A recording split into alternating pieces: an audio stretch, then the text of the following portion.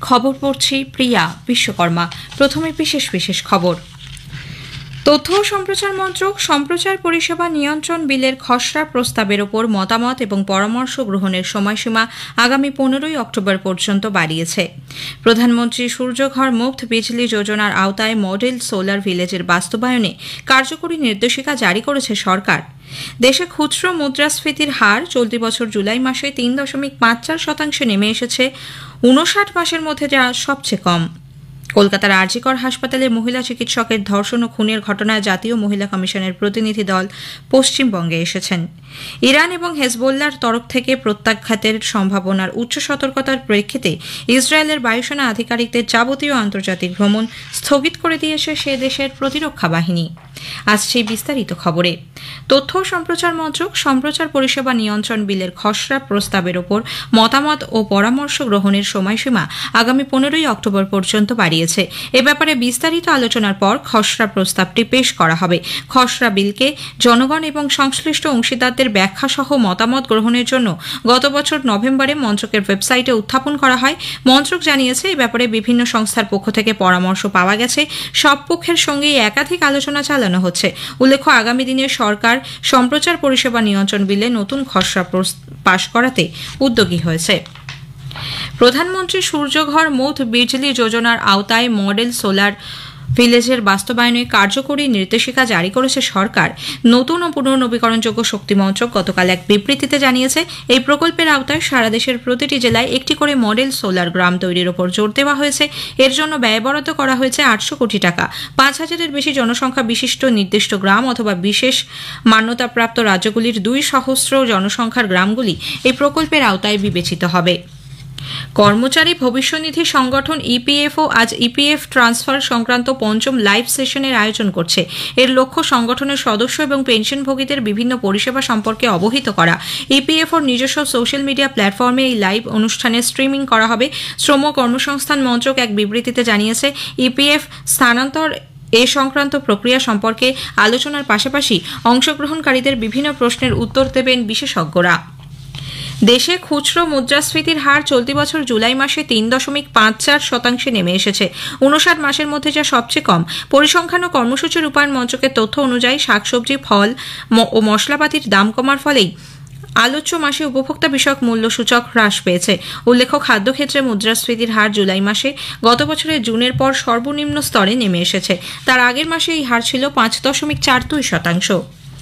চলতি বছরের জুনে দেশে শিল্পোৎপাদনের পরিমাণ বৃদ্ধি পেয়ে হয়েছে 4.2%। পরিসংখ্যান ও কর্মসূচি রূপায়ণ মন্ত্রকের তথ্য অনুযায়ী খনিজ সম্পদের ক্ষেত্রে 10.3%, ম্যানুফ্যাকচারিং এবং বিদ্যুৎ ক্ষেত্রে 2.6 ও 8.6% বৃদ্ধি পরিলক্ষিত হয়েছে। এপ্রিলের 1 তারিখ থেকে 11 আগস্ট পর্যন্ত প্রত্যক্ষ কর সংগ্রহের মোট বা গ্রস পরিমাণ দাঁড়িয়েছে 8,13,000 কোটি টাকা। গত বছরের তুলনায় যা প্রায় 24% বেশি। আয়কর দপ্তর জানিয়েছে, আগের বছর একই সময়কালে প্রত্যক্ষ কর সংগ্রহের পরিমাণ ছিল 6,55,000 কোটি টাকা। নেট কর সংগ্রহ 22.48% বেড়ে হয়েছে 6,93,000 কোটি টাকা। সরকার জানিয়েছে, দেশে 979 লক্ষ হেক্টরের বেশি জমিতে খরিফ শস্য বপন করা হয়েছে। কৃষি মন্ত্রক সূত্রে জানা গেছে, এর মধ্যে 331 লক্ষ হেক্টরের বেশি জমিতে ধান চাষ করা হয়েছে। গত বছরের পরিমাণ ছিল 318 লক্ষ হেক্টর। অন্যদিকে ডাল চাষ করা হয়েছে 117 লক্ষ হেক্টরের বেশি জমিতে। আনুমানিক 173 লক্ষ হেক্টর জমিতে চাষ করা হয়েছে মোটা দানার শস্য। Indian railway catering and tourism corporation IRCTC এবং national capital region transport corporation NCRTC ভারতীয় রেল এবং নবভারত ট্রেনে ভ্রমণের সুবিধার্থে যৌথভাবে ওয়ান ইন্ডিয়া ওয়ান টিকিট উদ্যোগের সূচনা করছে। আইআরসিটিসির তরফে জানানো হয়েছে, নবভারত ট্রেনের টিকিটের জন্য যাত্রীদের ইউনিক কিউআর কোড দেওয়া হবে। এর মেয়াদ থাকবে 4 দিন। যাত্রার 4 মাস আগে অগ্রিম টিকিট বুক করা যাবে। ৭৮তম স্বাধীনতা দিবস উদযাপন উপলক্ষে সারা দেশে শুরু হয়েছে হর ঘর তিরঙ্গা অভিযান। চলবে 15ই আগস্ট পর্যন্ত। घर घर इसे लहराएंगे, वीरों की गाथा गाएंगे, वो स्वर्णिम युग फिर आएगा, विश्व में तिरंगा छाएगा।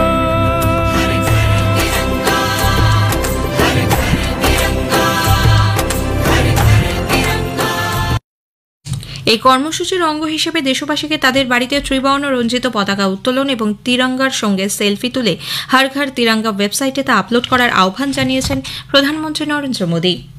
খবর শুনছেন আকাশবাণী থেকে। কলকাতার আরজিকর হাসপাতালে চিকিৎসকের ধর্ষণ ও খুনের ঘটনার তদন্তের গতি প্রকৃতি খতিয়ে দেখতে জাতীয় মহিলা কমিশনের প্রতিনিধি দল পশ্চিমবঙ্গে এসেছেন। আজ তারা আরজিকর হাসপাতালে যাবেন। 2 সদস্যের এই দল গতকাল কলকাতায় পৌঁছে প্রথমে যান লালবাজারে, সেখানে পুলিশ আধিকারিকদের সঙ্গে বৈঠক করেন। এরপর মহিলা কমিশনের সদস্যরা নিহত চিকিৎসকের বাড়িতেও যান, কথা বলেন তার পরিবারের সদস্যদের সঙ্গে। এদিকে এই ঘটনায় তোলপাড় গোটা দেশ। কেন্দ্রীয় শিক্ষামন্ত্রী ধর্মেন্দ্র প্রধান গতকাল নতুন দিল্লিতে ঘটনার তীব্র নিন্দা করে বলেছেন, যাদবপুরের ঘটনার পর এই ঘটনা আবারও পশ্চিমবঙ্গে ছাত্রছাত্রীদের নিরাপত্তা নিয়ে এক বড় প্রশ্নচিহ্নের সামনে দাঁড় করিয়েছে। নতুন দিল্লিতে সাংবাদিকদের তিনি বলেন, যে ঘটনা ঘটেছে তা অত্যন্ত জঘন্য ও নিন্দনীয়। পশ্চিমবঙ্গ সরকারকেই এর জবাবদিহি করতে হবে। আর এক কেন্দ্রীয় মন্ত্রী গিরিরাজ সিংও এই ঘটনার জন্য পশ্চিমবঙ্গের মুখ্যমন্ত্রী মমতা ব্যানার্জির পদত্যাগ দাবি করেন। এদিকে কলকাতা পুলিশ রবিবারের মধ্যে এই ঘটনার কিনারা করতে না পারলে পশ্চিমবঙ্গ সরকার সিবিআই এর হাতে তদন্তভার তুলে দেবে বলে মুখ্যমন্ত্রী মমতা ব্যানার্জি জানিয়েছেন।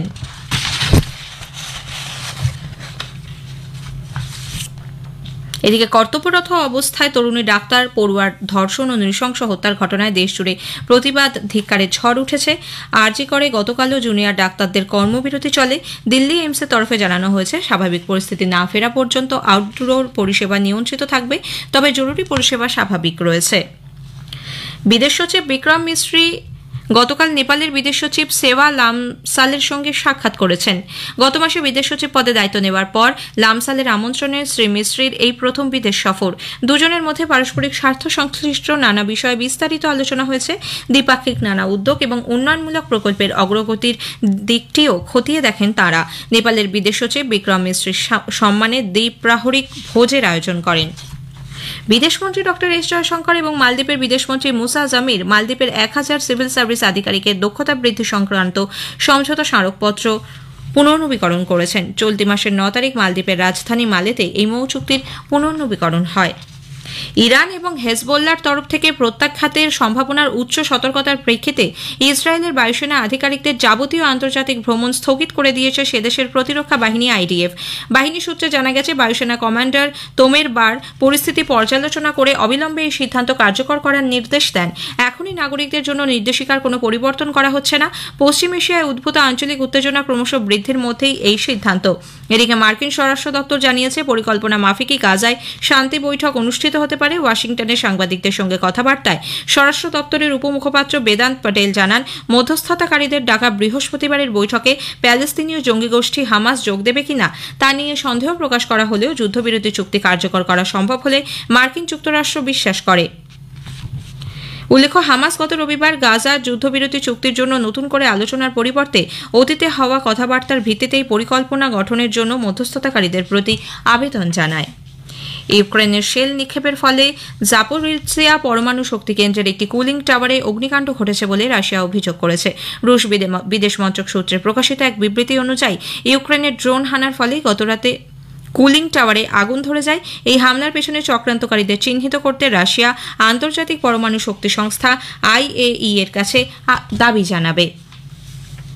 রাষ্ট্রসংঘের মানবিক সংস্থা জানিয়েছে, সোমালিয়ায় গত 2 মাসে আন্তঃগোষ্ঠীর সংঘর্ষের ফলে কমপক্ষে 39 জনের মৃত্যু হয়েছে। মধুক অঞ্চলে মূলত জমি বিবাদের জেরেই এই সংঘর্ষ। সেখানে 35 জন, বাকি 4 জনের মৃত্যু হয়েছে লুকে। দেশের রাজধানী মোগাদিশুর রাষ্ট্রসংঘ মানবিক বিষয়ক সংক্রান্ত সমন্বয়কারী সংস্থা জানিয়েছে, জুলাইয়ের প্রথম থেকে উদ্ভূত সংঘর্ষের প্রেক্ষিতে প্রায় 42,000 মানুষ বাস্তুচ্যুত হয়েছেন। ভারতীয় আবহাওয়া দপ্তর IMD দেশের মধ্য, উত্তর পূর্ব এবং দক্ষিণাংশে আগামী 2 দিন ভারী বৃষ্টির কমলা সতর্কতা জারি করেছে। পরবর্তী 7 দিন বিক্ষিপ্তভাবে ভারী বৃষ্টি চলবে রাজস্থান, উত্তরপ্রদেশ, পূর্ব এবং উত্তর পূর্ব ভারতে। IMDর বিজ্ঞানী RK চেরামানি আকাশবাণীকে জানিয়েছেন, তামিলনাড়ু, রায়লসীমা, কেরালায় জারি থাকবে কমলা সতর্কতা। শেষ করার আগে খবরের বিশেষ কিছু অংশ আরও একবার। তথ্য ও সম্প্রচার মন্ত্রক সম্প্রচার পরিষেবা নিয়ন্ত্রণ বিলের খসড়া প্রস্তাবের ওপর মতামত এবং পরামর্শ গ্রহণের সময়সীমা আগামী 15 অক্টোবর পর্যন্ত বাড়িয়েছে। দেশে খুচরো মুদ্রাস্ফীতির হার চলতি বছর জুলাই মাসে 3.54% নেমে এসেছে 59 মাসের মধ্যে, যা সবচেয়ে কম। খবর শেষ হলো।